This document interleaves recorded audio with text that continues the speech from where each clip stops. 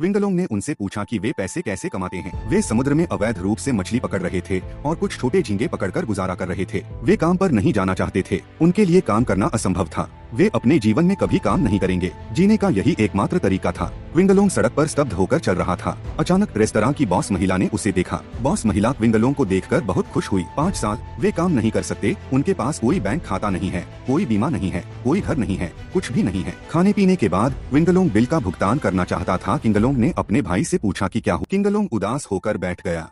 वह यहाँ उदास होकर पी रहा था। अचानक एक सफेद बालों वाला आदमी बाहर आया। वह किंगलोंग से बहुत परिचित लग रहा था, लेकिन किंगलोंग उसे नहीं जानता था। उसका हेयर स्टाइल किंगलोंग जैसा ही है। जियाओ शुआई ने अंकल किंगलोंग को कुछ लोकप्रिय विज्ञान दिया। अतीत में उनके काम करने का गैंगस्टर स्टाइल सार्वजनिक स्थानों पर काम नहीं कर सकता था। इसके बजाय वे क्लब चलाते थे। जब वे दुकान पर आए तो उन्हें परेशानी की तलाश में अन्य लोगों का सामना करना पड़ा। जियाओ शुआई ऊपर गया और धीरे से अपने होठों को हिलाया और इसे हल किया। जियाओ शुआई ने यह भी कहा कि उसने हमेशा अंकल किंगलोंग की प्रशंसा की थी। कुछ नहीं कहा। जब वह गिरोह में वापस आया तो बॉस को फिर से अस्पताल में भर्ती होना पड़ा। वे झींगे पकड़कर कोई पैसा नहीं कमा सकते थे। जब वे एक जगह पहुंचे, किंगलोंग ने दूसरे कमांडर के साथ लड़ाई की, लेकिन लड़ाई के बाद वह वास्तविकता से हार गया।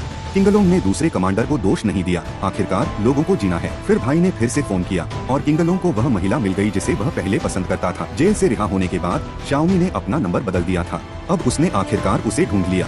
किंगलोंग ने बाहर शाओमी का इंतजार करना चुना। जब शाओमी काम से छुट्टी लेकर आया तो दोनों आखिरकार 14 साल बाद मिले। शाओमी ने उससे कहा कि हमें एक दूसरे से नहीं मिलना चाहिए। किंगलोंग को समझ नहीं आया। शाओमी ने किंगलोंग को बताया कि उसकी एक बेटी है जो कि किंगलोंग की बेटी भी है, लेकिन उसकी माँ आपको यह नहीं बताएगी कि उसका पिता एक गैंगस्टर था। यह कहने के बाद वह चली गई। कैद होने के बाद से उसने उम्मीद नहीं की थी कि यह किंगलोंग के लिए इतना बड़ा झटका होगा। जियाओ शुआई अपने पिता के समान था और उम्मीद करता था कि जियाओ शुआई और उसके पिता एक ही अंत में। जांच के बाद जियाओ शुआई को पता चला कि उसके पिता की हत्या तियाने ने की थी और जियाओ शुआई के पिता उस साल मारे गए ड्राइवर थे। वहीं किंगलोंग के लगातार प्रयासों के बाद परिवार आखिरकार साथ रहने लगा, लेकिन किंगलोंग अपनी बेटी को नहीं पहचान पाया। अपने दोस्तों की मदद से किंगलोंग को भी नौकरी मिल गई, इसलिए उसने खुशी खुशी एक तस्वीर ली और उसे इंटरनेट पर पोस्ट कर दिया। जल्द ही यह तस्वीर इंटरनेट पर सबसे ज्यादा सर्च की गई। जियाओमी कंपनी में आया और बॉस ने उसे नौकरी से निकाल दिया क्योंकि जियाओमी की बेटी का पिता असल में एक गैंगस्टर था।